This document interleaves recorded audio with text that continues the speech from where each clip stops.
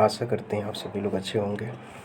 आज हम लोग पढ़ेंगे चैप्टर संख्या 8, भारत, जलवायु, वनस्पति तथा वन्य प्राणी।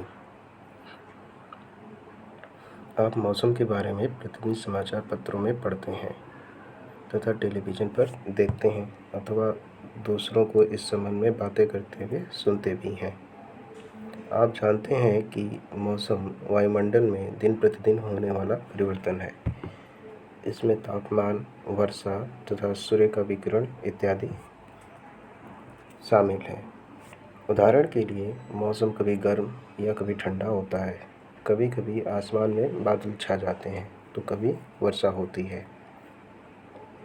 आपने ध्यान दिया होगा कि जब बहुत दिनों तक मौसम गर्म रहता है तब आपको ऊनी वस्त्रों की आवश्यकता नहीं पड़ती है। आप खाने पीने में ठंडे पदार्थों को पसंद करते हैं। इसके विपरीत ऐसे भी दिन होते हैं जब आपको ऊनी वस्त्रों के बिना ठंड लगती है। ठंडी और तेज हवाएं चलती हैं। इन दिनों में आप गर्म चीज़ें खाना पसंद करते हैं। सामान्यतः भारत में प्रमुख मौसम होते हैं।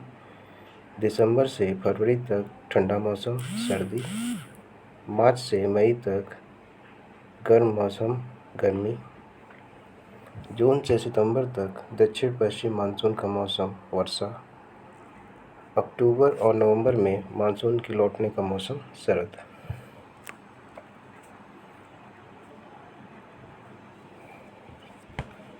शीत ऋतु। ठंडे मौसम में सूर्य की किरणें सीधी नहीं पड़ती हैं, जिसके परिणाम स्वरूप उत्तर भारत का तापमान कम हो जाता है। ग्रीष्म ऋतु। गर्मी के मौसम में सूर्य की किरणें अधिकतर सीधी पड़ती हैं। तापमान बहुत अधिक हो जाता है। दिन के समय गर्म एवं शुष्क पवन बहती है, जिसे लू कहा जाता है।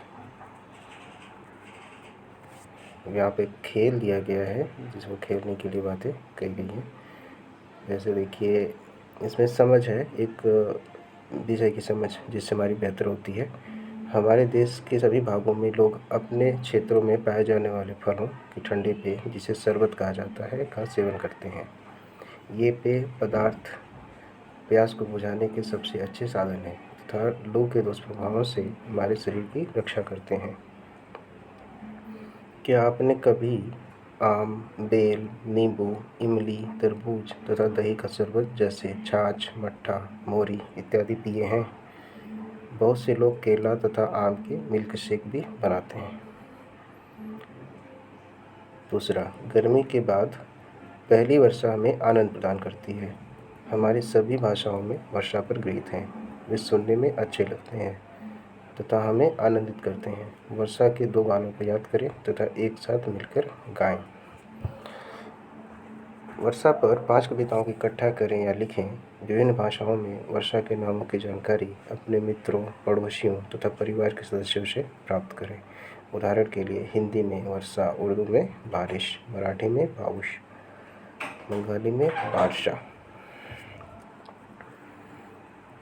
दक्षिण पश्चिम मानसून या वर्षा का मौसम। यह मानसून के आने तथा आगे बढ़ने का मौसम है।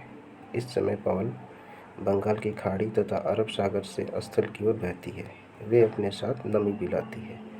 जब ये पवन पहाड़ों से टकराती है तब वर्षा होती है। मानसून के लौटने का मौसम या शरद ऋतु। इस समय पवन स्थल भागों से लौटकर बंगाल की खाड़ी की ओर बहती है। यह मानसून के लौटने का मौसम होता है। भारत के दक्षिणी भागों, विशेषकर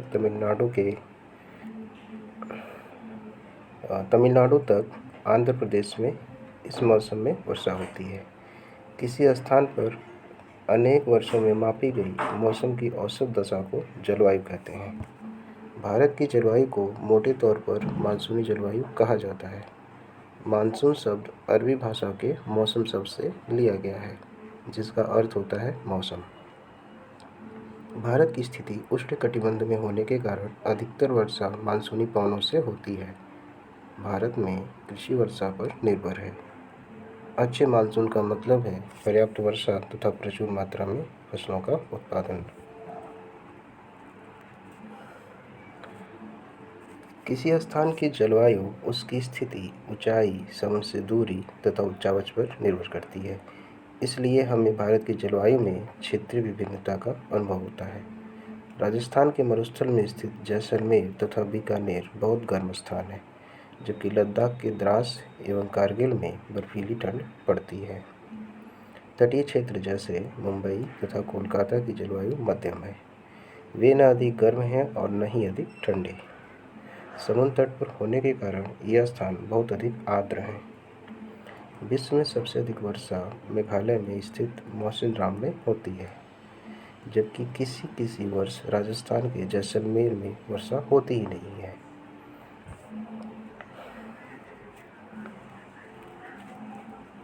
प्राकृतिक वनस्पति। हम अपने चारों तरफ विभिन्न प्रकार का पादप जीवन देखते हैं। हरे घास वाले मैदान में खेलना कितना अच्छा लगता है। कुछ पौधे छोटे होते हैं जिन्हें झाड़ी कहा जाता है, जैसे कैक्टस तथा फूलों वाले पौधे इत्यादि। इसके अतिरिक्त बहुत से लंबे वृक्ष होते हैं। इनमें से कुछ में बहुत शाखाएं तथा पत्तियां होती हैं, जैसे नीम, आम। तो कुछ वृक्ष ऐसे होते हैं जिनमें पत्तियों की मात्रा बहुत कम होती है, जैसे नारियल, घास, झाड़ियाँ तथा पौधे जो बिना मनुष्य की सहायता से उपजते हैं। उन्हें प्राकृतिक वनस्पति कहा जाता है। क्या आप कभी यह नहीं सोचते कि ये एक दूसरे से किस प्रकार भिन्न हैं? अलग अलग जलवायु में अलग अलग प्रकार की वनस्पतियाँ पाई जाती हैं। इनमें वर्षा की मात्रा सबसे महत्वपूर्ण होती है। जलवायु की विभिन्नता के कारण भारत में अलग अलग तरह की वनस्पतियाँ पाई जाती हैं। हमें वनों की आवश्यकता क्यों है? वन हमारे लिए बहुत ही लाभदायक हैं। ये विभिन्न कार्य करते हैं। पेड़ पौधे ऑक्सीजन छोड़ते हैं, जिससे हम सांस के रूप में लेते हैं तथा कार्बन डाइऑक्साइड को ग्रहण करते हैं। पेड़ पौधों की जड़ें मिट्टी को बांधे रखती हैं तथा इस प्रकार वे मिट्टी के अपरदन को रोकते हैं। वनों से हमें ईंधन, लकड़ी, चारा, जड़ी बूटियाँ, लाख, शहद, गोंद इत्यादि प्राप्त होते हैं। वन वन्य जीवों के प्राकृतिक निवास हैं। पेड़ों की अंधाधुंध कटाई के कारण भारी मात्रा में प्राकृतिक वनस्पतियाँ समाप्त हो गई हैं। हमें अधिक पौधे लगाने चाहिए। जो पेड़ बचे हैं उनकी रक्षा करनी चाहिए एवं लोगों को पेड़ों के महत्व के बारे में बताना चाहिए। हम लोग कुछ खास आयोजन जैसे वन महोत्सव मनाकर अधिक से अधिक लोगों को इस प्रयास में शामिल कर सकते हैं तथा वृक्षों को हरा भरा रख सकते हैं। जहाँ पर वृक्ष बनाया गया है उससे प्राप्त होने वाले विभिन्न प्रकार के लाभ को दिखाया गया है, जैसे ऑक्सीजन जिसे हम सांस लेते हैं, दवाइयाँ जो हमारे स्वास्थ्य के लिए आवश्यक हैं, आश्रय जैसे घरों में रहते हैं, लकड़ी और हमको घास फूस से प्राप्त होता है वनों से, चारा पशुओं के लिए चारा की प्राप्ति होती है, ईंधन जलावन की लकड़ी की प्राप्ति होती है, खेल का सामान बनाया जाता है लकड़ियों की सहायता से जो जंगल से प्राप्त होती हैं, फर्नीचर के सामान बनाए जाते हैं। पेड़ मिट्टी को बांधे रखते हैं जिससे कि वो मृदा अपरदित नहीं होती है हवा या फिर पानी या फिर हिम के द्वारा। इससे मिट्टी को उपजाऊपन उर्वरता भी बनी रहती है। रबड़ का जो है हमें एक रबड़ के पेड़ से रबड़ प्राप्त होता है। इमारती लकड़ी जिसका उपयोग विभिन्न प्रकार के भवन निर्माण, फर्नीचर निर्माण वगैरह में किया जाता है। वन्य जीवों का प्राकृतिक निवास होता है जिसमें विभिन्न प्रकार के और विविधता से भरे हुए जीव जंतु रहते हैं और इससे हमको गोंद मिलता है, लाख मिलती है। कभी कभी पूछता है कि लाख कैसा उत्पाद है, तो लाख एक प्राकृतिक उत्पाद है। फलों की प्राप्ति होती है, शहद की प्राप्ति होती है। तो विभिन्न प्रकार के लाभ हैं जो कि वनों से प्राप्त होते हैं। वन्य प्राणी। वन विभिन्न प्रकार के वन्य जीवों का निवास होता है। वन में जंतुओं की हजारों प्रजातियां तथा बड़ी संख्या में विभिन्न प्रकार के सरीसृपों यानी कि रेंगने वाले जीव, उभयचरों यानी जल और थल दोनों स्थानों पर जो रहते हों, पंछियों जो आसमान में उड़ते हैं, स्तनधारियों जो जिनसे मतलब कि वो बच्चा पैदा करते हैं, कीटों तथा कृमियों का निवास होता है। बाघ हमारा राष्ट्रीय पशु है। यह देश के विभिन्न भागों में पाया जाता है। गुजरात के गिर वन में एशियाई शेरों का निवास है। हाथी तथा एक सींग वाले गैंडे असम के जंगलों में घूमते हैं। हाथी केरल एवं कर्नाटक में भी मिलते हैं। ऊँट भारत के रेगिस्तान तथा जंगली गधा केरल में पाए जाते हैं। जंगली बकरी, हिम तेंदुआ, भालू इत्यादि हिमालय के क्षेत्रों में पाए जाते हैं। इनके अतिरिक्त बहुत से दूसरे जानवर जैसे बंदर, सियार, भेड़िया, नीलगाय, चीतल इत्यादि भी हमारे देश में पाए जाते हैं। भारत में पक्षियों की भी ऐसी ही प्रचुरता है। मोर हमारा राष्ट्रीय पक्षी है। भारत में पक्षी तोता, मैना, कबूतर, बुलबुल तथा बत्तख इत्यादि हैं।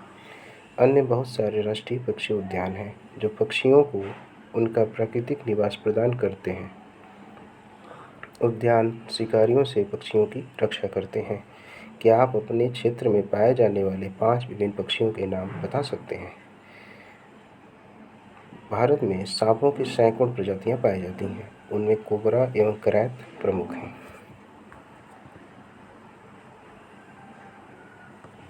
वनों के काटने तथा जानवरों के शिकार के कारण भारत में पाए जाने वाले वन्य जीवों की प्रजातियां तेजी से घट रही हैं।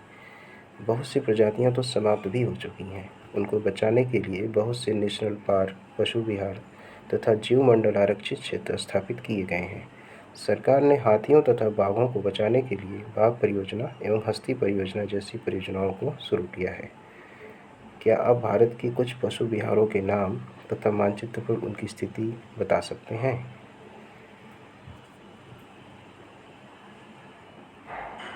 जहाँ पर इस तरीके के प्रश्न पूछे जा रहे हैं एनसीईआरटी में कि क्या आप इन प्रश्नों को उत्तर दे सकते हैं, इनको बता सकते हैं, तो वहाँ पर आपकी या फिर जो भी पढ़ता है उसकी जिम्मेदारी बनती है कि वो लोग अपने मैप, अपने एक बुकलेट रखें या साथ में कोई नोट्स रखें, उस पर मैप ड्रॉ करें और मैप ड्रॉ करके उनमें उनको जो कुछ याद आए उस संबंध में उस जगहों को उस पर डिनोट करें और उसके बारे में थोड़ा बहुत लिखें, जिससे कि प्रैक्टिस होने से ये चीज़ें आपके दिमाग में बनी रहेंगी।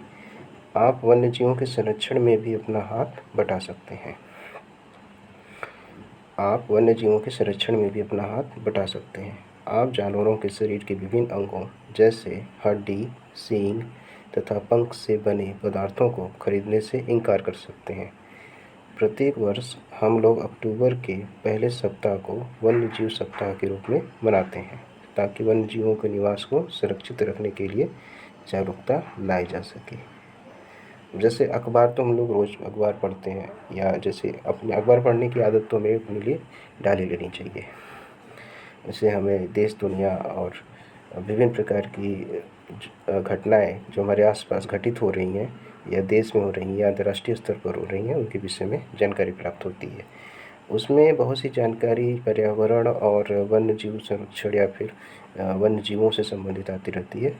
उसी संबंध में यहाँ पर एक पेपर बनाया गया है, पेपर पैकेट बनाया गया है या पम्पलेट के जैसा है, जिसमें बहुत से अखबारों की कटिंग्स को दिखाया गया है ताकि इनके माध्यम से आप ये समझ सकें कि हमको भी अखबारों में किस प्रकार के समाचार को ज़्यादा महत्व देना चाहिए या उनको किस तरीके से समझना चाहिए। जैसे इसमें है पहला, लार्ज स्केल पोचिंग एलिज्ड इन सिमलीपाल रिजर्व। अब ये सिमलीपाल रिजर्व, सबसे बड़ी बात इसमें देखना है कहाँ पे है ये, तो ओडिशा में है। तो लार्ज स्केल पोचिंग होना मतलब कि शिकार होना, किसका शिकार होगा, यहाँ पे टाइगर बनाया गया है। टाइगर हमारा यानी बाघ हमारा राष्ट्रीय पशु है। इसको प्रोजेक्ट टाइगर के माध्यम से संरक्षित किया गया है। प्रोजेक्ट टाइगर कब आया था इसकी जानकारी हमें होनी चाहिए। तो प्रोजेक्ट टाइगर 1973 में आया था। तो इसी तरीके से यहाँ पे सरिस्का वन्यजीव अभयारण्य के बारे में बताया गया है। तो सरिस्का में भी इसी तरीके की घटनाएं जो कि घटित हो रही हैं।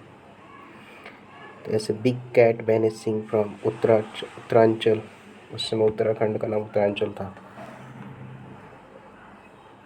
क्रैम्ड इन गिर आयरन पाइन्स फॉर ग्रासलैंड, तो ऐसी चीज़ें बताई गई। Village in tiger reserve must be relocated, जैसे जिन गाँव के पास टाइगर रिजर्व है वहाँ पे टाइगर जो खुले में घूमते रहते हैं तो गांव के लोगों को भी नुकसान पहुंचा सकते हैं, ऐसा भी माना जाता है, अब पहुंचाते भी हैं।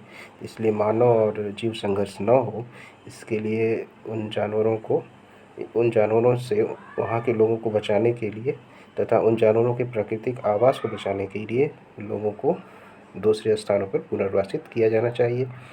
इस संबंध में न्यूज है। Tiger crisis have be done to check poaching. तो ये इसमें क्वेश्चन है, क्या हमने पूरा किया है इस तरीके की चीज़ें कि ये टाइगर क्राइसिस को हम कम कर सके, बाघों की जो अवैध शिकार हो रहा है उसको कम किया जा सके। इसके बारे में नीचे प्रश्न भी पूछा गया है, शिकारी बाघों को क्यों मारते हैं? हमारे वनों से अगर बाघ खत्म हो जाए तो क्या होगा? जैसे बाघ, जिसको एक कहा जाता है कि ये लोग प्राकृतिक सफाईकर्ता होते हैं, नेचुरल स्कैवेंजर्स होते हैं, जो कि प्रकृति में विभिन्न प्रकार के जो मतलब एक तरीके से ये बैलेंस रखते हैं, सिस्टम को, प्राकृतिक व्यवस्था को संतुलित रखते हैं। क्या आपने कभी बाघ आरक्षित क्षेत्र या ऐसे चिड़ियाघर देखे हैं जहां बाघों को रखा जाता है? तो यदि आपने देखे हैं तो उनके नाम लिखिए, उनको डिनोट करिए मैप पर और उनके बारे में याद करिए उन सब चीज़ों को, जिससे आपकी समझ में विस्तार होगा। प्रवासी पक्षी। कुछ पक्षी पिनटेल बत्तख, कर्लिक्यू, फ्लेमिंगो, ऑस्प्रे, लिटिल स्टिंक्ट प्रत्येक वर्ष सर्दी के मौसम में हमारे देश आते हैं। सबसे छोटी लिटिल स्टिंक्ट, जिसका वजन लगभग 15 ग्राम होता है, आर्कटिक प्रदेश से 8000 किलोमीटर की दूरी तय करके भारत आती है। इससे बेस करके क्वेश्चंस सामान्यतः पूछ ही लिए जाते हैं, क्योंकि ये ऐसी जानकारी है जिनको आमतौर पर लोग इग्नोर कर देते हैं। तो इनको आपको याद कर लेना चाहिए कि जैसे पिनटेल बत्तख, कर्लिक्यू और फ्लेमिंगो, ऑस्प्रे, लिटिल स्टिंक्ट, इनको चाहे बार बार लिख करके आप इसको याद कर सकते हैं, या फिर इनका कोई शॉर्ट ट्रिक्स बना सकते हैं। जैसे आप उसको याद कर सकते हैं, कुछ भी शॉर्ट ट्रिक बना सकते हैं। पिनटेल को आप पी से लिख सकते हैं, कर्लिक्यू को के से, फ्लेमिंगो को एफ से लिख सकते हैं, या लिटिल स्टिंक्ट को एल से लिख सकते हैं। तो इस तरीके से आपको एक जैसे कुछ पी के एफ एल जैसा वर्ड मिल जाएगा।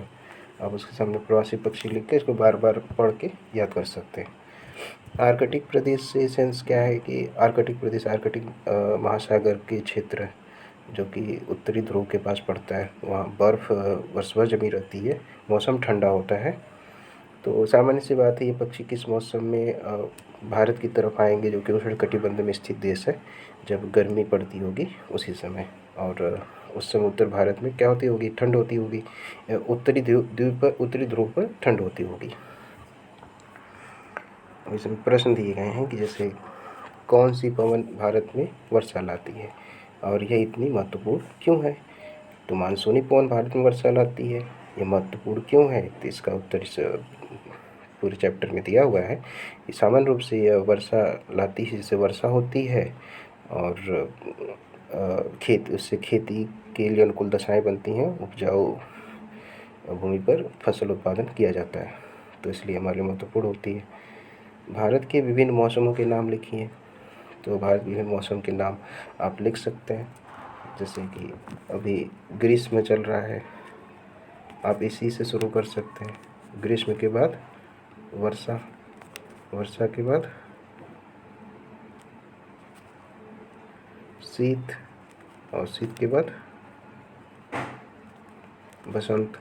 इस तरीके से आप नाम लिख सकते हैं, या फिर पीछे जाके भी आप बुकलेट से बुक में देख करके वहाँ से नाम लिख सकते हैं। प्राकृतिक वनस्पति क्या है? तो प्राकृतिक वनस्पति वे हैं जो प्रकृति में स्वयं उत्पन्न होती हैं। जैसे इसमें दिया प्राकृतिक वनस्पति क्या है, तो घास, झाड़ियाँ तथा पौधे जो बिना मनुष्य की सहायता से उत्पन्न होते हैं, उन्हें क्या कहते हैं? उन्हें प्राकृतिक वनस्पति कहते हैं। ये वाला हिस्सा।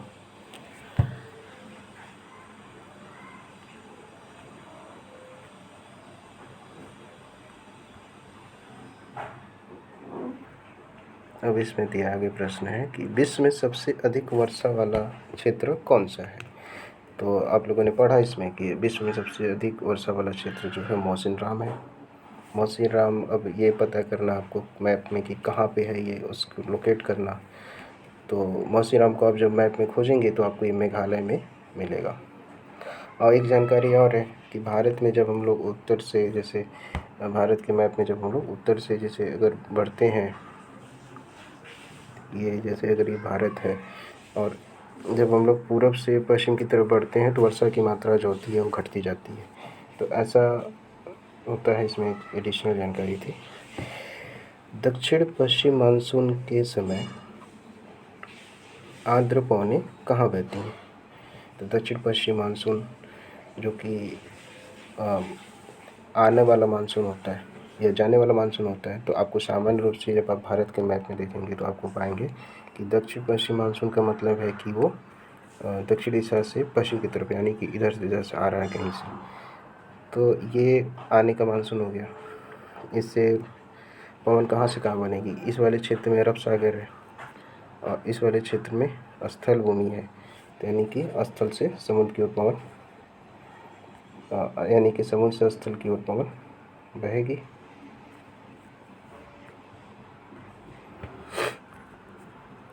इसमें एक प्रश्न छूट गया, जंगली बकरी तथा हिम तेंदुए कहाँ पाए जाते हैं? अब जाहिर सी बात है, जंगली बकरी हिम तेंदुए कैसी जगह पाए जाएंगे? जहाँ पे मौसम कैसा हो, ठंडा हो। हिम तेंदुए बात कर रहा है, बर्फ़ जमी होनी चाहिए, बर्फीला मौसम हो। तो आप मैप में भी भारत के अगर रखें तो डिनोट कर सकते हैं, भारत मैप में ठंडा मौसम कहाँ होगा? हिमालयी क्षेत्रों में होगा इधर। तो हम जान गए इसमें कि हिमालयी क्षेत्रों में हिम तेंदुए पाए जाते हैं।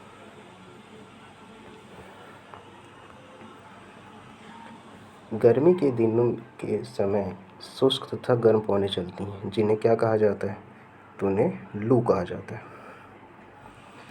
आंध्र प्रदेश तथा तमिलनाडु में, अब यहाँ लिखा है कि मौसम में बहुत अधिक वर्षा होती है। तो आंध्र प्रदेश और तमिलनाडु, आप इसी मैप में देख सकते हैं कि आंध्र प्रदेश तमिलनाडु जैसे किस हिस्से में भारत के, तो ये जाहिर सी बात दक्षिण वाले हिस्से में।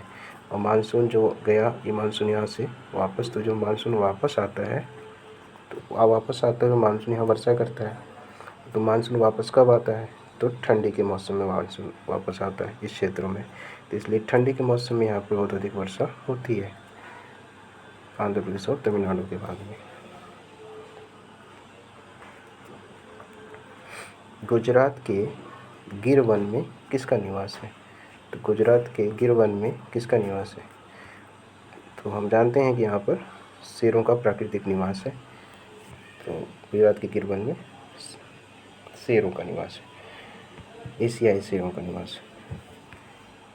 यहाँ पे कुछ चीज़ें बताई गई, जैसे आपने आसपास के वृक्षों की सूची बनाई है, वनस्पति, जंतुओं, पक्षियों के चित्र इकट्ठा करें, तो उन्हें काफ़ी पर चिपकाएँ, या फिर ऐसे इन्फॉर्मेशन दी गई हैं।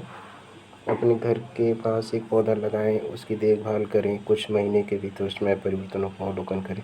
तो इस तरीके की जो चीज़ें हैं, इनको आप कीजिए, इसको आप मतलब प्रैक्टिकल करें या ना करें, लेकिन आप इसको इमेजिनेशन कर सकते हैं, बैठ के सोच सकते हैं। इससे क्या होगा कि आपकी जैसे जो समझ है उसमें विस्तार होता है, और बहुत सी चीज़ें जो हमें कहीं न कहीं से नहीं समझ में आती हैं या उनको हम समझने की कोशिश सही तरीके से नहीं करते हैं, तो उनको समझने में उनको मदद मिलती है। एक तरीके से जागरूकता आती है पढ़ने के प्रति। अब दिया है, अगर किसी वर्ष मानसूनी वर्षा कम हो तो क्या होगा? तो टिक लगाइए। जैसे फसल क्या होगी? तो जाहिर सी बात है, फसल मानसूनी वर्षा कम होगी तो फसल क्या हो जाएगी? प्रभावित हो जाएगी। कुएं के पानी का स्तर क्या हो जाएगा? ऊपर चला जाएगा या नीचे चला जाएगा। बारिश नहीं हुई, भूमिगत जल, ज़मीन के अंदर पानी नहीं गया, भूमिगत जल का स्तर कम रहा, तो पानी कहाँ चला जाएगा? नीचे चला जाएगा। गर्मी का मौसम छोटा होगा या लंबा होगा? सामान्य सी बात है, गर्मी का मौसम लंबा हो जाएगा।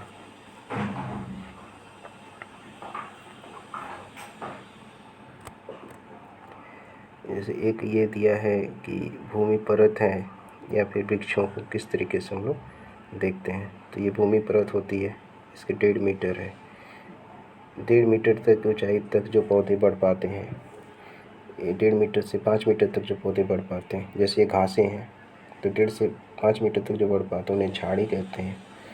और 5 मीटर से थोड़ा 20 मीटर के बीच में जो होते हैं उन्हें तरुण वृक्ष कहते हैं। इनसे ऊपर ये, जैसे ऊपर वाला इसे बीतान कहा जाता है। बीतान का मतलब फैलाव, जो वृक्ष की कैनोपी होती है, यानी कि एक वृक्ष जिस तरीके से ऊपर पत्तों के माध्यम से इतना फैला हुआ होता है तो उसका वितान कहलाता है। और ये वृक्ष का उद्गामी पर्वत है जो कि एकदम ऊपर वाला हिस्सा है, उच्च भाग, जो वृक्ष की सर्वाधिक ऊंचाई को दर्शाता है। और एक चीज़ और इसमें जान सकते हैं कि जैसे यहाँ उष्णकटिबंधीय वर्षा वनों के बारे में बताया गया, तो उष्णकटिबंध में स्थित हैं और यहाँ पे वर्षा होती रहती है। तो उष्णकटिबंधीय वर्षा वनों के विषय में एक सामान्य जानकारी के रूप में लिया जाए तो जैसे भारत में ही है तो यहाँ पे पश्चिमी घाट हिस्सा पड़ता है, ये वाला हिस्सा, जैसे ये वाला हिस्सा जो पश्चिमी घाट का हिस्सा पड़ता है।